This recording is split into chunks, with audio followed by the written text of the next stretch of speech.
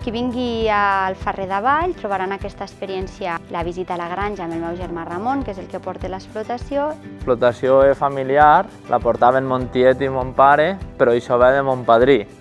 El voleu tocar o no? Ja veràs que finet és. Trobaran una habitació quàdruple, l'esmorzar, un sopar per 4 persones i podrà escollir 3 de les nostres esglésies que estan declarades Patrimoni Mundial. Personalment, una de les coses que més m'ha agradat ha sigut l'hospitalitat a Ferrer d'Avall, la cuina de la Pili i el panó que hem tingut a la zona del Ramon, que ha sigut espectacular. Ha sigut una experiència molt maca, sobretot per fer amb canalla.